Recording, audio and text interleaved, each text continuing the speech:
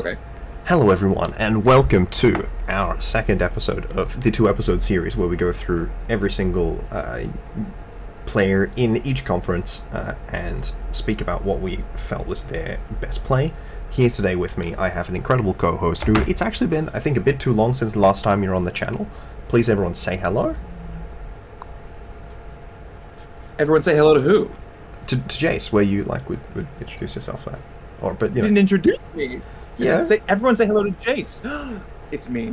It has been a long time since I've been on the channel. It's because you have Ryan O'Giggs in every video, and there's no room for anyone else. He's been in 2 videos. What? Yeah, every video. I feel like I've produced more than 2 videos in a month.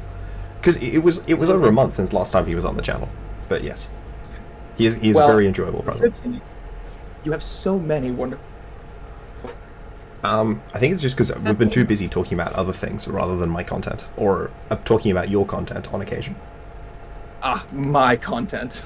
Yes. It's like, so imagine my content, but with like all of the passion and performance of a theater performer behind it, rather than just like someone who looks at spreadsheets and emails for a living. You know, it's funny that you say that because I look at spreadsheets and emails way more than anything else. That's I think a lot of jobs. That's true. So yes, well-grounded plays, the Thundurus and Landorus divisions. I did 12 of the coaches this time rather than 8, so my apologies if all the stuff that I did is bad. On the plus side, Jace's bits will be like rare golden traits from above. So, our first I love game when you hype me up just to knock me down. All right, let's go. is it's Daddy. So this was a fun series. Dude, Daddy had so many insane series. Like, just genuinely did not stop this season. And even in this series, like game to game, I wasn't sure which one to include. So here's the one that I went with. So, you know, pretty standard sort of opening here. Yeah, Tailwind, yeah, okay. Now, in front of everything, just, you know, setting up damage, and... Okay, here's how much special defense that Sableye has. No, that's the perfect time to set up Snow and start spamming Blizzard. Especially as, having noticed that the non-guts on the Ursaluna means that it is bulletproof, so probably not taking a lot of the other attacks quite as well. And... Whoa. That +1 defense from Snowscape winds up just being really big. Really big. Oh, yeah. I say that, it got like 10% damage off, but you know what? He's on the back foot, though. Absolutely. He really secured an interesting position for himself where he had another Blizzard Pokemon in the back. Oh, man. Yeah, that's good prep. Yeah, and the thing is that this was game 2, right? No, this was game 1. Sorry, I watched so many games. Me too. Yeah, there's a lot of... It was the Snowscape play? What's right? It was the Snowscape play that you thought was the play of the game? Yeah, I thought it was really ballsy. It was. Also, the Terra Dragon on Overquill. It's very cool, very effective. Really Terra Dragon, really underrated. Because it resists electric. What is it for, right? Well, it resisted the Thunderbolts, right? I mean, that's exactly what it did, but, I mean, when you're in your builder and you're looking at Overkill, generally you want to do, like, either boost your offense or remove the ground weakness, right? Yeah, but so he's saying... the ground weakness. No, I find Dragon was, like... He's like a really good mid-ground sort of play if you're expecting to take a lot of neutral hits. Because it has those, like, 4 pretty key resistances in, like, the 4 elemental types. Of course, yeah. Well, Dark Poison is a better defensive typing than Mono Dragon, but going for Dragon here as a defensive play, specifically to resist Thunderbolt from Zapdos, Water moves from Samurott, and I believe Sora has a good Fire type as well, is just like Giga Brain. Yeah. For sure. And obviously wound up really working out. And, yeah, always fun seeing Overquill pop off. I think setting up Snowscape was good for the... Rotom taking less damage from physical hits. It was also, I think, really critical for him to be comfortable clicking Blizzard with Gudra, which was necessary for it to get the damage. Absolutely. It really put him in positions where he was able to steer like an early game sort of pressure into really consistent late game, and it meant that the Tailwind that he set up as well wound up being, like, because he's had Tailwind up twice, wound up both being really impactful. I will say I am sad you didn't include anything from his game versus Samax, the rivalry of the season, and also the one where I helped him prep and he 2-0'd his ass. Well, the problem was that there was nothing interesting in that game on account of, Samax and Daddy famously being the worst players in the league. So, I see. I had to, really force it. Agreed. So. Okay. The Jordan. So here's the first of your... No, I did this one by accident. That's right. That's right. I was watching through Purple Rains, and then I put this for Jordan's, and I'm like, wait, no, Jace was going to do Jordan. But here we are. Let's hear it. So, yeah. This was a really crazy back and forth scene, and it also was one where both players were like constantly going down a timer. So making interesting and like tough plays under timer pressure is like all the more impressive. Oh yeah. So it wound up being like a pretty protracted game, but this is the game one. So he's on backward right away. Well, he gets the tailwind. Yeah, gets the tailwind in. Goes for like just removing what was the Roaring Moon slot, but it wound up being the Raichu slot, which is pretty convenient because you can alleviate fake out pressure to get like more value out of the tailwind. Start chipping down Gyarados. Now the classic Purple Rain Gyarados. Never heard of a physical move. What are they? And then playing around this like really annoying support-oriented Gyara, as well as this offensive Roaring Moon. Really challenging considering there is still another Pokemon in the back, which is always fun. And then missing the outrage 50-50 targeting is always painful. Oh yeah. And Tinglu probably would have taken that one. There we get Feather in. And we do see a Wisp dodge, though. What was the play that I think I really like that Feather Dance, right? Yeah. No, that's right. It's next turn. Sometimes I need to remind myself what's happening. There was so much RNG going both ways this game. Oh it was yeah, that's crazy stuff. But yes, so this Brave Bird here, I really liked with the Protect to maintain this health on Tinglu and get a paid switch out. So managing to potentially remove Gyarados or get a lot of really important damage into Roaring Moon, because I don't believe it died from full.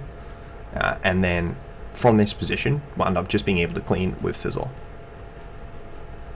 Because this is sadly the last turn of Sand Tomb. Tragically for our hero. The Terra Blast in the tailwind, yeah. Absolutely, yeah. So we've seen Scizor get the chance to absolutely pop off, despite being one of the slowest Pokemon in this matchup. Only faster than Knackle and Mischievous, and Tinglu, I suppose.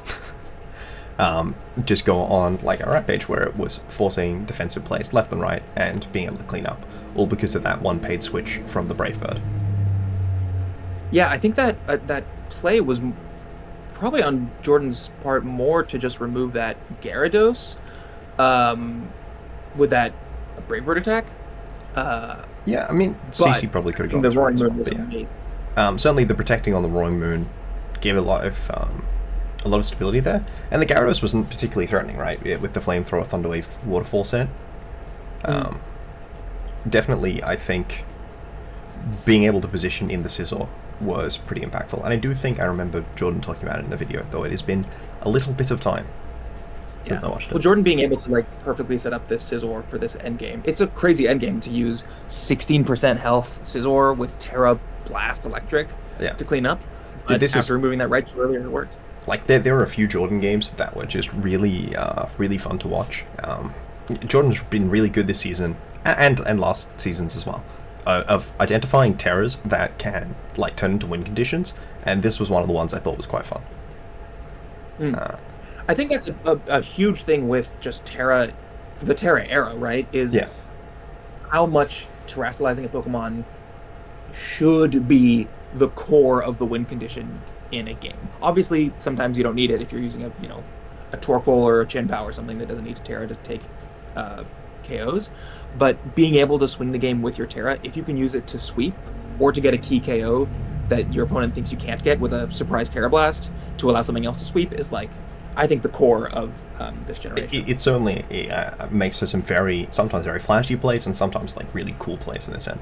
Also, I can't believe they put a timer after Jordan won to get the GGs in. All right. Yeah, On to I our can next remember game. a lot of games that I played.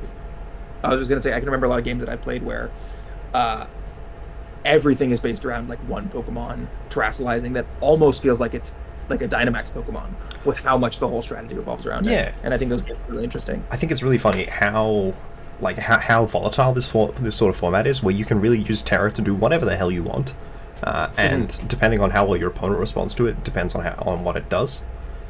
But like some of these neutral Terras, where you don't make yourself resist your previous stabs, but you also don't have any like weakness crossover, like that Terra Dragon on the Overquill, or like this Terra Electric on the Scizor, can really do very fun things, whether you're with extra damage or not. And we've got the funny Terra Rock Pokemon here. Good old Great British Blastoise. PokeaimMD, as always, picking any Pokemon that he wants and just making it look like a absolute top tier. And OMG is Daddy, famously one of the worst players in the league, giving the opportunity just to, what, you thought that the Goodra would be an effective switch-in to the Bombirdier? Perish the thought. Perish the thought. Ooh. What's right? Oh my god. Yeah. No, the knockoff, removing that Clover Cloak and putting it in, like, did this Terra Rock Bombirdier gave it a lot of like relevant defensive potential to ignore a lot of the Tornadus' moves, and then like even in plays like that, it's like okay, nice crunch you had there. What if I just didn't really pay attention to it? That was it. It was kind of cute, and yeah, it's the bomb. That knockoff into Salt Cure play was unbelievable. Yeah. I felt that the Bombirdier wound up being very effective sort of support. It's like also the Earthquake doing thing is very funny. It's like +2 defense, maybe not that much. But yes, wow, it doesn't go for a recovery. Bombirdier is absolutely insane how much damage it does. Holy shit. Because Terra Rock, so this is a 2.25x booster. This is like Regidrago damage on rock moves. Yeah, and we love to see it. So yes, really fun game from Ben. Really fun game from Ben. I don't know if Ben was like calling the Covert Cloak on Goodra or just like trying to knock off the leftovers or something, but yeah, well, I felt like it covered a lot of the plays because something is going to come against Garganacl with a Covert Cloak, right? You generally expect it, and being able to force that rock into Torn with the Terra Rock to be able to check whether it was the Covert Cloak Pokemon, and then knowing knowing it isn't. Being able to check the knock, because the other Pokemon I think is the reasonable candidate as a Garg check is Garchomp.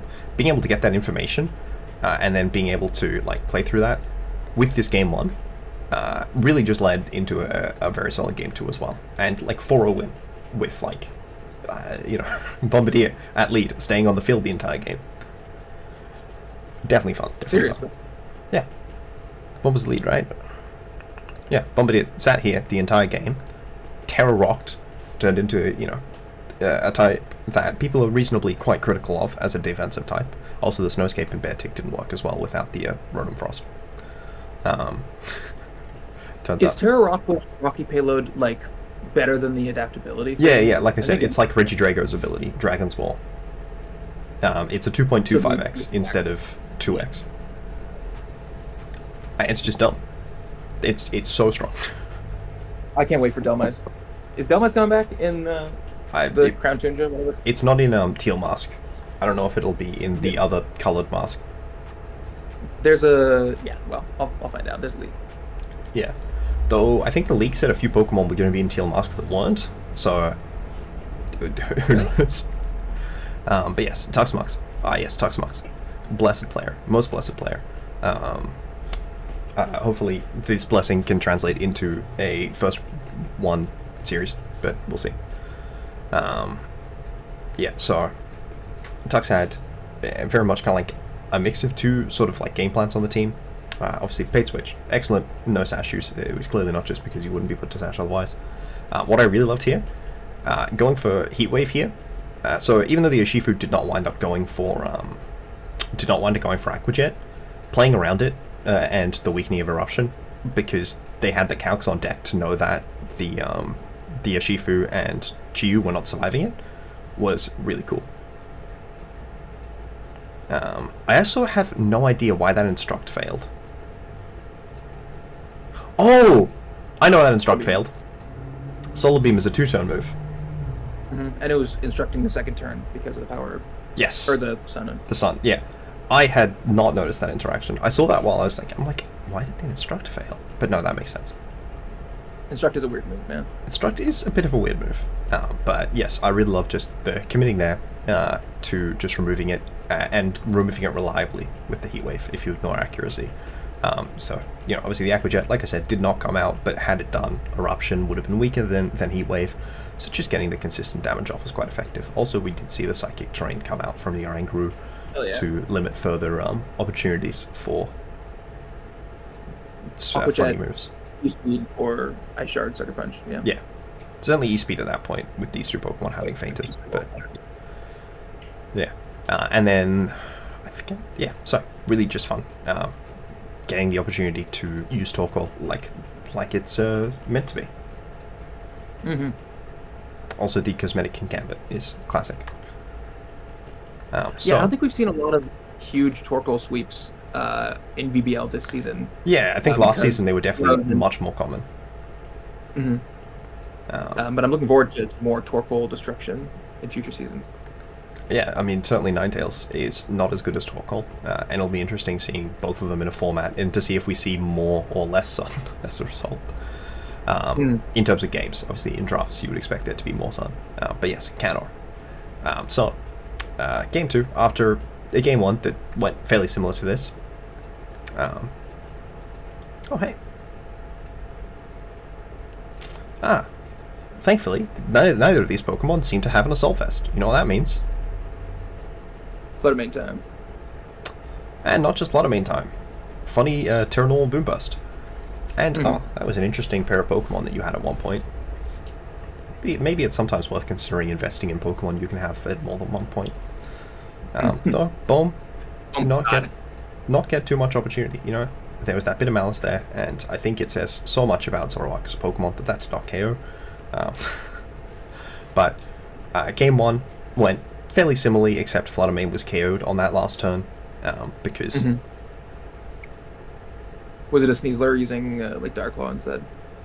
Something clicked a Ghost move as well. No, it might have been, I think it might have been Flash Cannon Hydreigon, and it was next to Chi-Yu. So it might have been Zoroark, I don't remember. Yeah. Something was there. I know Morgrem led. But that was an insane game. Yes, this is something that Chi-Yu teams are really able to do, and this time did it even without the Chi-Yu, where they just click a lead and then delete both of your Pokemon both turns. Because the other game was 2 turns long and involved 1 KO against the Flutter Mane, and then everything else died. Oh yeah, that's why the Flutter Mane died. Beats of Ruin. Yeah, exactly. Yeah. You said it was next to you. Yeah. Yes. Noivern on a Chi-Yu Flutter Mane is a really inspired pick. I think Noivern. I've come to really appreciate Noivern because I had it 2 seasons ago, and then this season I have Kilowattrel, which has a faster Tailwind, but nothing else going for it. Whereas Noivern has Super Fang, it has Mixed Sets, it has Taunt, it has Frisk, it has, oh my god, so good. And but it gets boosted if it dies to Blizzard. Oh, so true. It's like just Terra Ice, so you have the Bolt Beam, and then get your Ice moves boosted by being hit by Blizzard. Otherwise, you just die. Blizzard, yeah. Definitely. It's unbelievable that they made 2 different wind abilities, and one of them so bad when they could have just both been called Wind Power or Wind Rider. In Regulation A, it looked like Wind. The other one, the one that you have. Wind Power. Wind Power was so juiced. It didn't turn out to actually be though. Guess how many times Wind Power has activated during my season? You haven't run it at all, so 0. I've run Wind Power. Oh, okay. I don't remember. I watched all your games like 2 days ago. Oh, for this season, yeah. 0. It has activated 0 times. Okay. Obviously, it's got Competitive and Lightning Rod, or is it Volt Absorb, right? Which are both very good abilities. Like, it has 3 good abilities. It's just that Noivern also has 3 good abilities. No, 2 good abilities? Competitive is better. Noivern has Telepathy and Frisk. It might have another one, but it's not good. Infiltrator is definitely fine. There are matchups where I used it last season because screens exist. Yeah, Infiltrate. That's also the single Noivern. one. Noivern is unfucking believably good compared to Kilowattrel. I hated it last season. It just felt like everything was Kilowattrel speed. Oh yeah, like a few points faster. I think that's also. I think I ran into And 7 teams, one of which Noivern was the fastest natural Pokemon, and they still had a booster energy Pokemon. Like, the difference between Reg A and Reg C felt so bad for Noivern. And I can't imagine Reg D feels super better, but the important thing is it popped off here. Also, it wasn't the fastest mon on this team, which probably helps. Yeah, the thing with Noivern, in my experience, is that it's not always going to be the fastest thing, but it's always going to be the second fastest thing. And with Fake Out, if the fastest thing isn't a type, then it can definitely be I felt like that was true in some games, but there were plenty of games where it was the second fastest thing, but then also they had a booster energy Pokemon, which was actually the fastest thing, and then it was just like, okay, great, thanks. And like, the duality between Sash and Cloak was always annoying, but it still came to games. Good old Royal Flying Doctor service. And it can pop off. And I think, get the chance to do the double boom burst with Tox and it. And the great thing about Noivern is it's not very strong, so Punk Rock is enough damage mitigation to make it not threatening to... Toxicity, exactly. Exactly. Ah yes, Sora's game. Sora has had so many wild series. Very similar way to Daddy. Actually, this whole schedule was really fun to watch.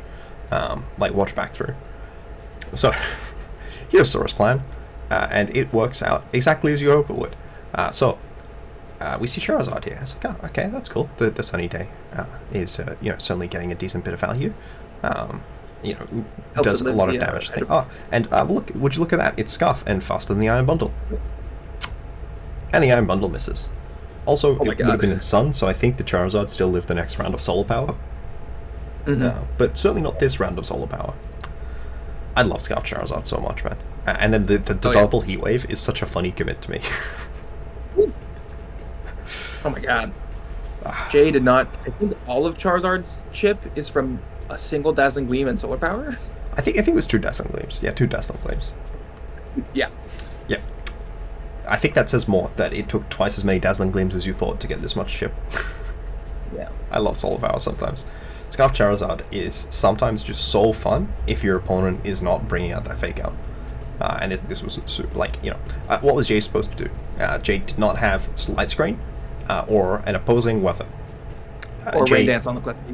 Yeah, the opposing weather, yeah. So Jay immediately committed Terra Water. It was not enough. Oh my god, yeah. And the Focus Sash even not being enough, though. Obviously, if Hydro hit, then Zapdos would have had to sweep instead, and that would have been a slightly different game. But certainly, I think a very dominant lead, I love people forget about popping up. Charizard. Look, Charizard. Scarf Charizard. Charizard, very good Pokemon. Very good Pokemon. It's not got Brave Bird, so it's not quite as good as Moltres, but it's a very good Pokemon. So Tay, this is... Yeah, but you can use it on rain. You can do Terra, Water, Weather Ball, Hurricane, Charizard, and it's the reverse Walking Wake. Moltres also got Weather Ball back, so it's fine. But Moltres doesn't have Solar Power. Is Solar Power boosting rain?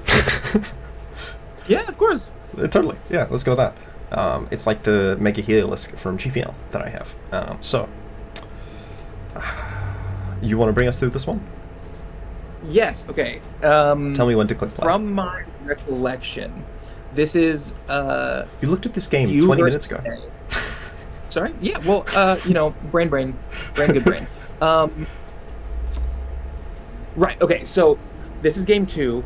Last game, Booster Energy, Iron Jugulis taunted Tornadus, preventing him from using Tailwind, which allowed you to get speed control and win the game. Yes. So let's see what Tay does turn 1 of this game.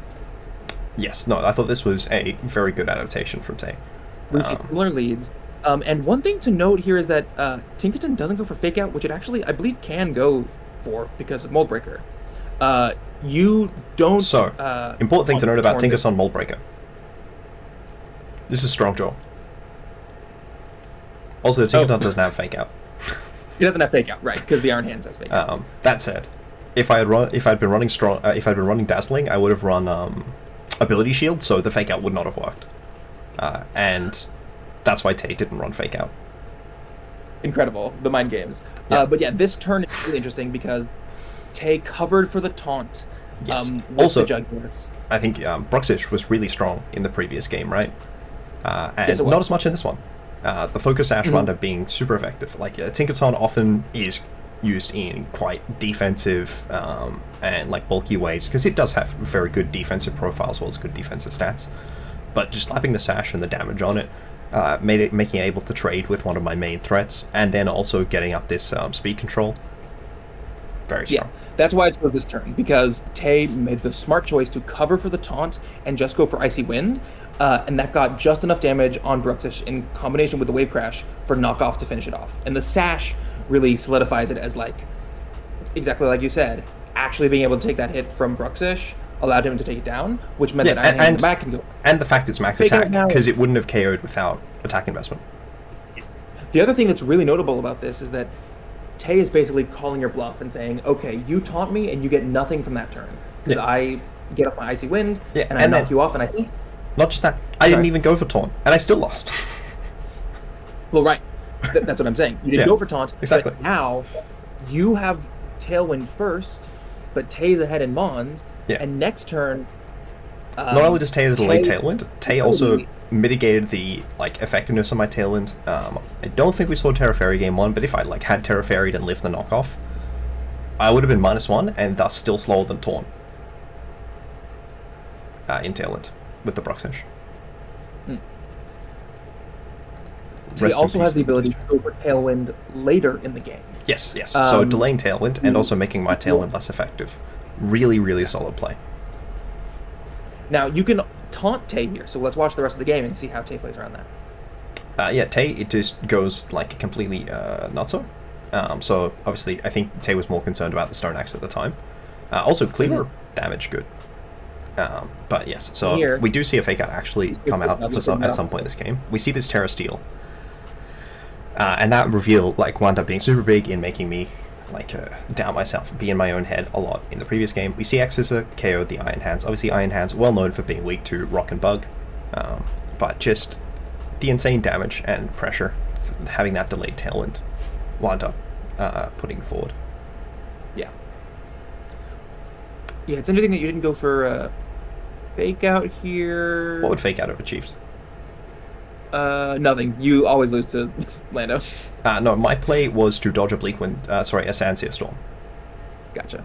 So if you Fake Out Lando, you stall the sort of Tailwind, and then he gets, you dodge a Bleak Wind, and then the next turn, if you have Overheat, you can crit. I need to just dodge every single from Taunt. No, so I think I was Heat Wave in this one, so I need to Heat Wave. I think I calced it. I needed a Heat Wave, either burn or crit from the first spread one, and then to KO the next one.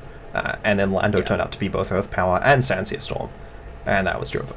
Which I think is generally what you often run with Lando against teams that don't have particularly good ground immunities. I'm looking forward to seeing a Lando Rain team. I want it to happen one day. Yeah, I'm annoyed that Springtide Storm isn't 100% accurate in Rain, still. Wait, it's not? Enamorus' one is the only one that isn't. Wait, why? What the fuck? It also has 8 less PP.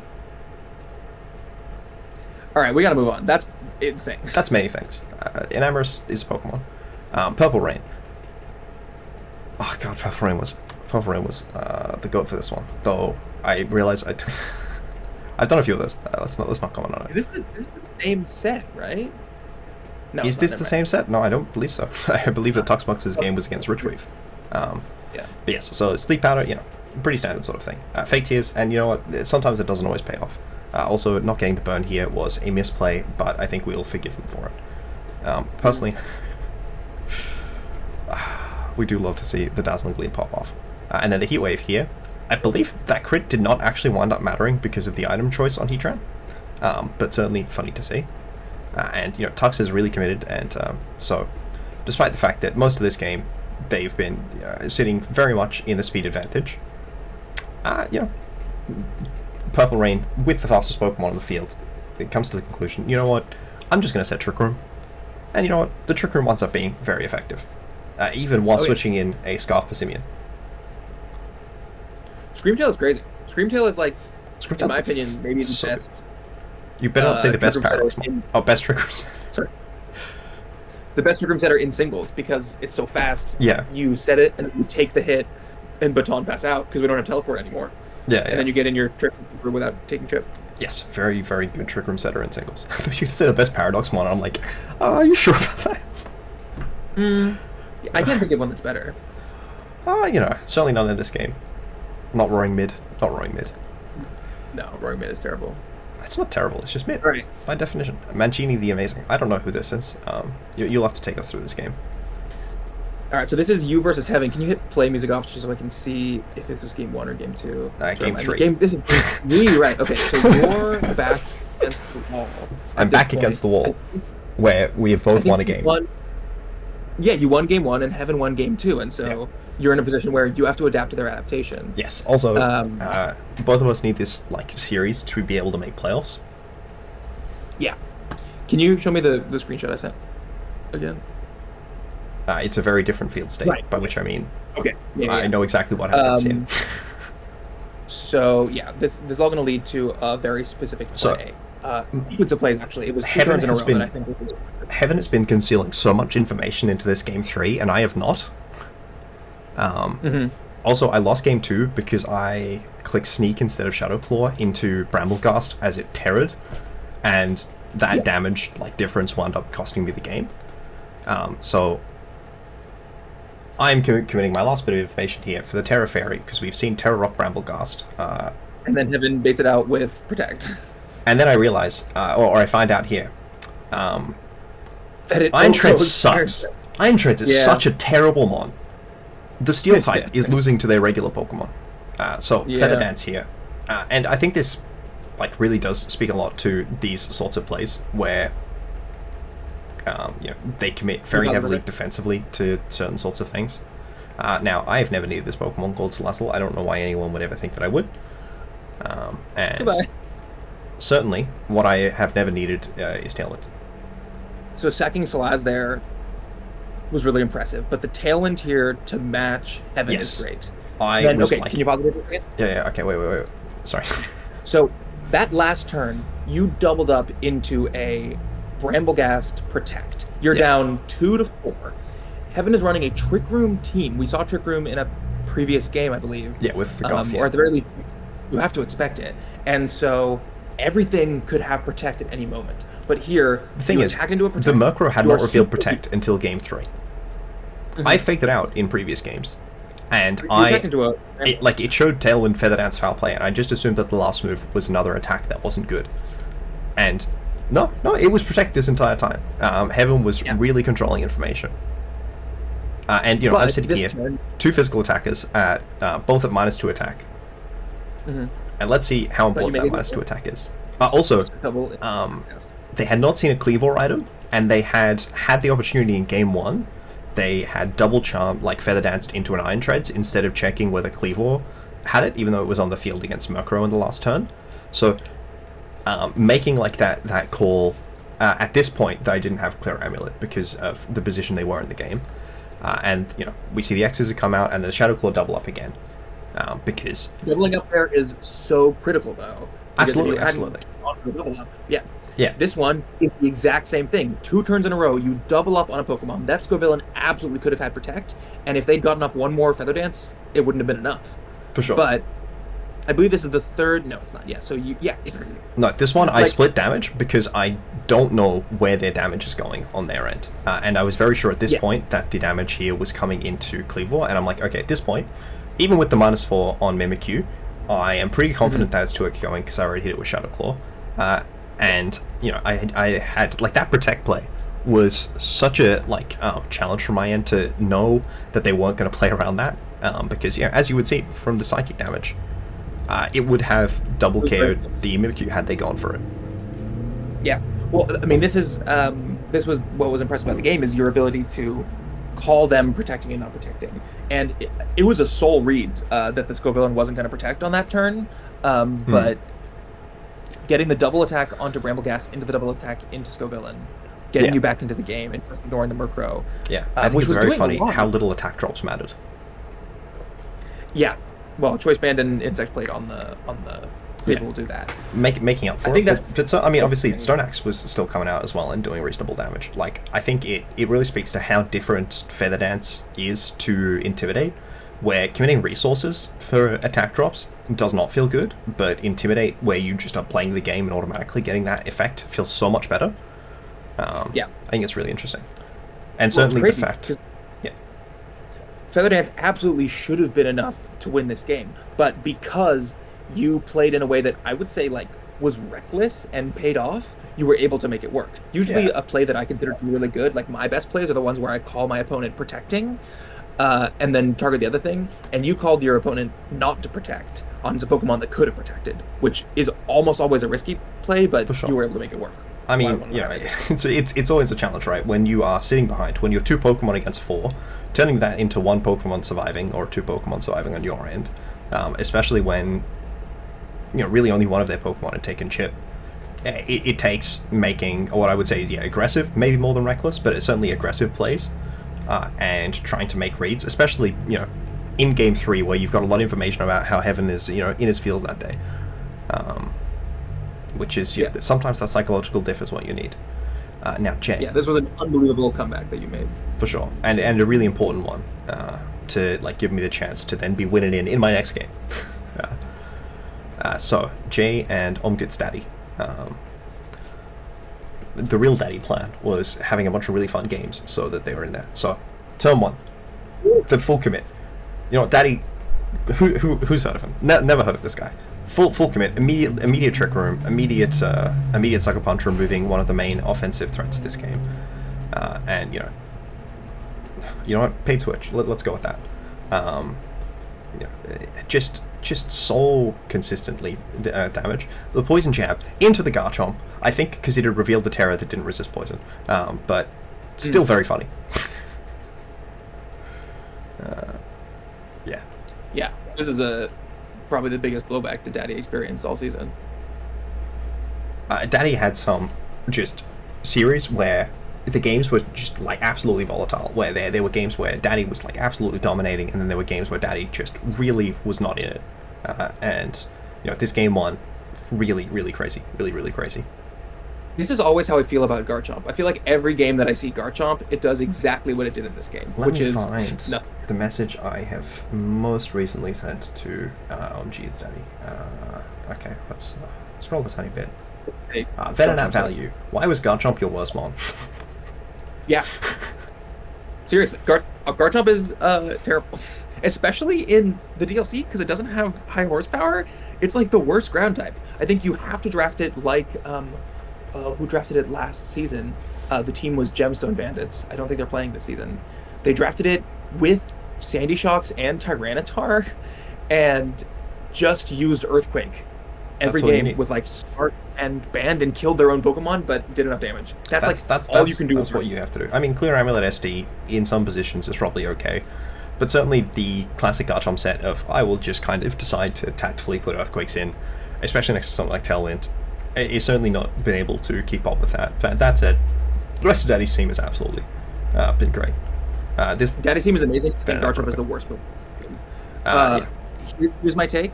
Garchomp's best function in Gen 9 draft is as a support Pokemon for Earthworm. Yeah, but that's dumb. Why would you run a Pokemon that your other Pokemon don't want to switch in the back into their Earthquakes on? Like, just run a different ground type. Literally run any other ground type, then they're probably better for Earthworm. Yeah, but Garchomp does damage. Yeah, to the Pokemon that are Earthworm. Which unfortunately can include your Pokemon. Alright. I also don't know how I feel about its defensive synergy, because like just having a mono ground type feels better, because Earthworm doesn't like taking special moves. But certainly, Colby, Codammer, your coach of the this game was so big. Of the Boca Raton Belly Bolts. Your coach of many different teams at this point in time. This game won in this insane series against Sora. So many things not going in either player's way, but certainly not in Sora's way. I forgot about the immediate quick guard on the Switch. So having to commit a U-turn into that Talonflame, not your favorite thing. Having to trade a full Floatzel for half of a Zapdos and like 2/3 of a Talonflame, not your favorite field. This game comes just so absolutely down to the wire. Also, Did you notice anything about that interaction? I feel like people forget that Samurott has an ability. Oh shit! Oh my god, yeah. Yes. It was enough. Yeah, sometimes it's enough. So yes. Okay, so Colby's in a good spot here. For which player? The one who's used the Colby. Terra or the one who hasn't used the Terra? Because this turn, we have not seen a Terra coming out from Ursaluna, and Colby is absolutely in his head, and Sora is absolutely in his head. Both of them, I believe, clicked a move and then cancelled it throughout this turn. Also, Sora's video did go down. And this is a Terra Ghost Ursaluna, which has not yet been revealed. And Colby is trying to figure out if there's a play that can get around the Ursaluna being Terra Ghost, being Terra Dark, being Terra Fairy, or not Terraing. And just decides, okay, if you're Terra Ghost, I'm going to make you tell me right now. Or Terra Fairy or whatever. You're going to have to give me that information. But this is absolutely one where, you know, certainly a lot of other games Colby has played, Colby would have played around that Terra, because Colby's just been on an absolute madman this season. But we just see the straightforward thing go out. The CC comes into the Ursaluna decides not to Terra, playing around the Wicker Blow coming out. And the CC goes off. I think this was like one of the longest turns Sora played with 1v1. Like this was a single step. You would play the smart play. And you know what? It worked out for Colby. It did not work out for Sora, but both of them were really putting a lot of thought into it. Yeah, Sora was going Giga Brain, but it didn't pan out. Sora was certainly in a very interesting position, entirely of his own design. Oh baby! Oh, this is one of my favorite. This is my favorite individual turn. Like possibly in both conferences, but definitely in this conference. And honestly, if it's not my favorite turn in both conferences, it's probably your turn in the other conference. That was my favorite. The Halucha or the Imprison? Which one? No, the skill swap. The friend guard. Oh, yeah. No, but the friend guard worked. That's why it's cool. True. But yes, the funny Pokemon sits here, and the game is over. I think this Rock Slide Flinch was like the only impactful turn in this game, outside of the Heatwave switch, which is like very funny. I think Carkol is the best Pokemon that should be 1 point. Like, I don't think Carkol should be 1 point. It too. Sorry. I think that we have a significantly worse Pokemon than Carkol in 3. That's true, but I think those Pokemon should be in 1. Yes, I would agree with that. It's like undeniably bad, but also it can do so many things. Carkol just can't be killed, right? How many moves has this Carkol been hit with? At this point, it's a 45. Moonblast. That was a Moonblast into Rock, unresisted Moonblast, and it only took 60 from a Life Orb Flutter. Yeah, Carkol is. This is an offensive Carkol. Yeah, it has no Spin F. Is it? Yeah, it's fast and has attack. Not like no Spin F investment. I don't think that's true. I think it has Spin F investment. I don't think it's speed EVs at all. We saw it. It definitely had some speed EVs because it was faster than Booster. Like it was meant to be faster than Booster Flutter. And also, Flutter is in Tailwind right now. What week was this? I don't remember, man. Alright, I'll look at it. Did they say it here? Anyways, insane game. This game was really fun. I actually saw this one. I was looking for Cano's game, and I was like, okay, well, I found Sam's, you know? Very conveniently. Yep. It was 172 HP, 28 SPDF. Okay, 52 speed. Max attack adamant, though. You're right. I remembered it was attack invested. Mostly because it needed the attack investment to get through the EV-All-Like Grookey, you know? The very standard sort of Pokemon that you are EVing for, with the Rock Slide into the Terra Rock Slide. Carkol's crazy. Carkol's broken. I mean, it was really good pickup last season for 1 point as well. Now, should many of the 3-point Pokemon also be 1 point? Yes. Could Carkol be 2 points? I think that it was more justifiably 2 points than some of those Pokemon in 3 would be for 2. Well, here's the thing. If you look at it's got Flame Body, which is also really fun. Carkol is, in my opinion, the lowest tiered Pokemon that's tiered in the right place that can 4v1 an opponent. Not with this set, because this set relies on the opponent activating Steam Engine, but with the set of Max SPDF, Careful, Eviolite, max HP, Iron Defense Body Press, Rest, and Will-O-Wisper, like Fire Spin or something, to hit Ghost types. Honestly, it can be an Iron Defense Body Press Pokemon that can just wall the opponent if they don't have Haze or Taunt or... I feel like you often don't even need to commit Body Press. You can just run Fire Spin with some of these very bulky Pokemon. If you run into a matchup where you're able to effectively remove their abilities to threaten it offensively, sometimes you can just get away with Iron Defense Fire Spin. It's like what we've seen with Garg, is that most good Garg sets have Iron Defense. Some of them have Body Press.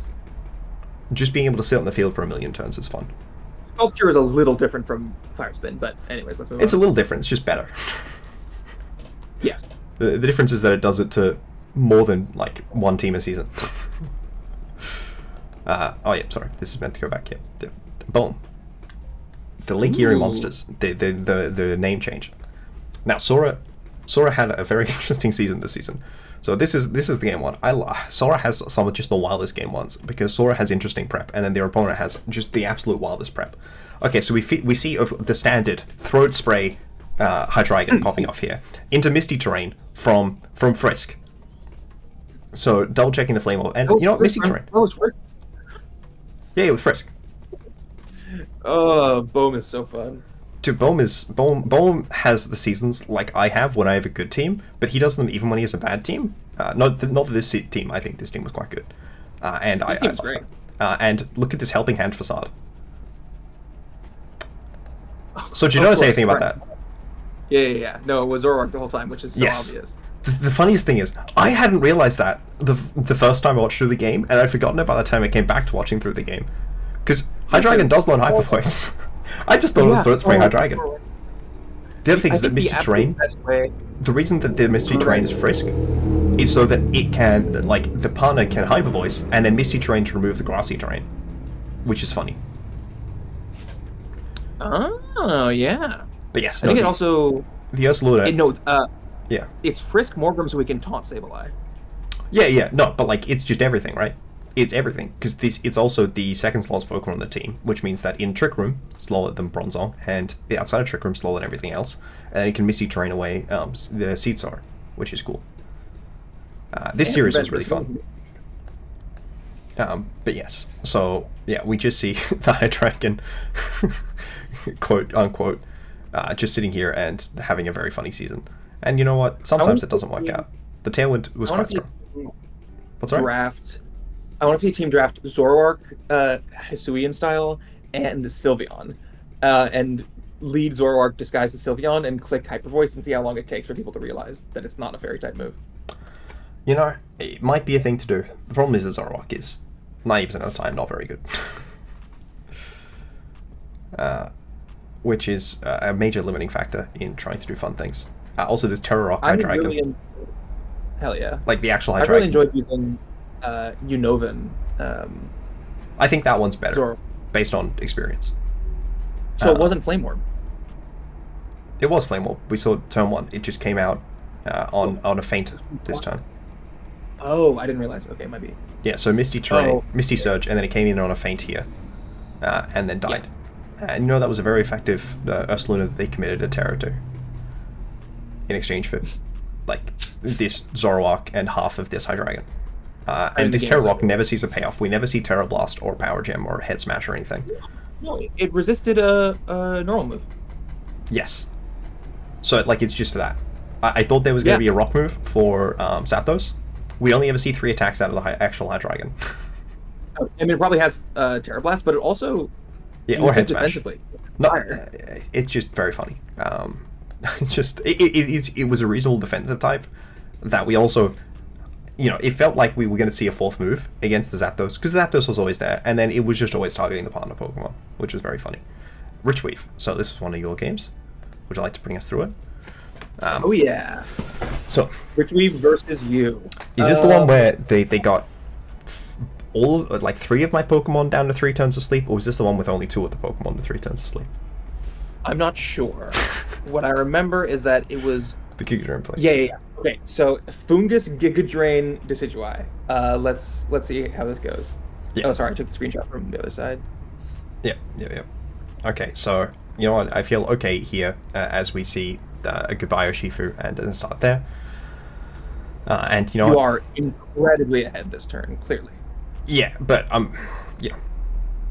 I got like 2 Pokemon. So we see the Scarf Arcanine here, and we see, and I do have to like switch on the sleep because I just have no idea what's happening. And I bring in this here. Okay, and Wait, sleep. so can you pause it for a second? Yeah, give me a second. Yep. So Rich knows to get back in this game, he has to get lucky. And so he's saying, fuck it, this Dragapult is getting a 3-turn sleep, or at least a 2-turn, or else I lose anyways. So I'm going to Scarf into And also, Head Smash. I am never going to miss a Head Smash. True. And I'm going to use, I think, all of the PP or something like that. He's going to use a not very effective move into Decidueye, and he sees Head Smash is doing 44. So, okay, let's see what he does next. Yes, no, this double up play was definitely the good play. And now he knows, okay, now I need to attack this Dragapult. Yeah. But he goes for a Giga Drain here instead of anything else, because he knows he needs 2 Giga Drains to kill this Decidueye. And with 2 Giga Drains, he's able to do it. 8% into 8%. And then also connecting the last Head Smash. Yes. Because this one's safety If he hadn't goals. gone for that Giga Drain there, then the Decidueye would have KO'd the Arcanine and it would have been over. The He thing had is, to Giga Drain it if- with Foongus. Any Head Smash missed, it was an instant game over as well. But going for the risky plays and having every single one of those integers work out. So yes, this was the slightly less sleep. Very well by being very lucky, but he also needed to. He put himself into the position to take advantage of that luck. And some players will get really sort of defeatist when they're in the back and not be able to recognize these sorts of lines, and may have just gone for like a second Spore into the Dragapult or something like that to do whatever. But Retrieve kept a clean head and recognized what their outs were and played to those outs. And a second Spore or a Rage Powder to cover for Dragapult Wake makes more sense. But he said, fuck it, I have to Giga Drain into this Decidueye and hope that it 2-hit KOs from 60%, which it just barely does. I don't think the Rage Powder makes sense simply because I think we had seen Dragon Darts, and Dragon Darts ignores Rage Powder because it's a funny move. Okay. And it would have picked up anyways. No, it doesn't. It doesn't ignore Rage Powder. It will have both darts go into Foongus. Does it? Yeah. Okay, I have no idea how that move works. Unless Dragapult has all words. No, if you follow me with a Clefairy, it'll be immune to both Dragon Darts. You're completely correct. I just have not... I don't think I've seen it get Rage Powder this gen, because there's normally next to Chien Power, and that tends to remove the Rage Powder. Yeah. But yes, the Choice Band does not do the funny. Ryan or Gigs or Shadow Sail Malo or Connor or O'Donoghue. Ooh, this game is crazy. I have a very soft spot, of course, because his team, if you count the Pokemon, has Goodra, Stantler, Orthworm, Basculegion, Kilowattrel, and Mudsdale. Exactly the 6 that are on my team as well. Mudsdale. Yeah, Mudsdale is the 6th Pokemon on this team. Mudsdale. Kilowattrel. Yeah, true. That's basically it. I just don't know why you copied so much of Ryan's team. You could have done something original. You're just kind of like, just borrow someone else's team and then just not use the Pokemon as much as they do. And you know what? Next season, I'm gonna copy someone's team like every single Pokemon. Dude, I would love if that would happen. That is yes. So immediate Terra Ghost. So best play of the season. Last game, the Staraptor final gambited into Goodra, who lived it, so the Terra Ghost is great here. But Jordan is going to be able to effectively stall out this Trick Room fine. Like, Ryan O'Giggs is playing towards a Trick Room game plan, but Jordan's Tinglu is faster than both of these Pokemon in Trick Room, and setting up Acid Armor with Goodra is like not taking advantage of the Trick Room well. Yeah, it was taking advantage of the Trick Room as a way to get around Staraptor, right? More than taking advantage of the Trick Room. So, oh wait, would you look at that? Huh. That was a cool play to skill swap, but it was on the turn that Tinglu switched out. So we know that this Valiant is special. Yes, it's special as well. It's like, Okay, it's interesting. How do they come back? How do they come back in this position? Had we seen the Terra Dark last game? I believe so. Yeah, I think we had, but I don't remember whether we had or not. So yeah, and then so it's interesting. That Scarlet sat on the bench the entire time. It was very sad. But so we were trying to figure out, what's happening here? What's the deal? What's going on? And how do we come out of here? We've got Arnie Pie in the sky and the Bumblebee Man. And so I did watch this game as well. If you look at this is an unbelievable game from Ryan O'Giggs. From turn 7, Jordan has stalled out his Trick Room. Ryan has lost 2 Pokemon. His Terra Pokemon is dead, and he's only done 47% to Tinglu and nothing else to any of the other Pokemon. He has a Intimidate on 2 Pokemon who are not physical attackers. Yes, I think this Valiant did have a single physical move.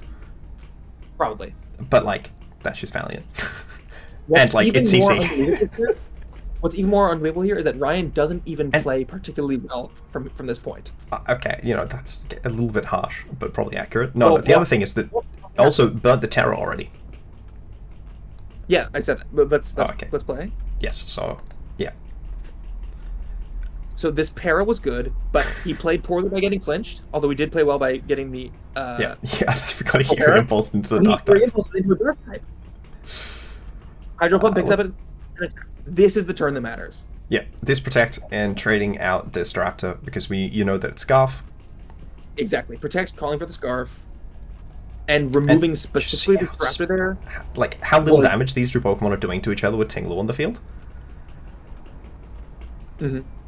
And that Body Press, the one attack that had happened this game, wound up being very impactful. Oh yeah, because that Hydro Pump definitely doesn't kill. Yeah, Tyberry popping off, but it does not do enough because of the Aqua Jet. Yeah, he's able to position this Basculegion perfectly somehow to clean up from a huge deficit and hit all the Hydro Pumps.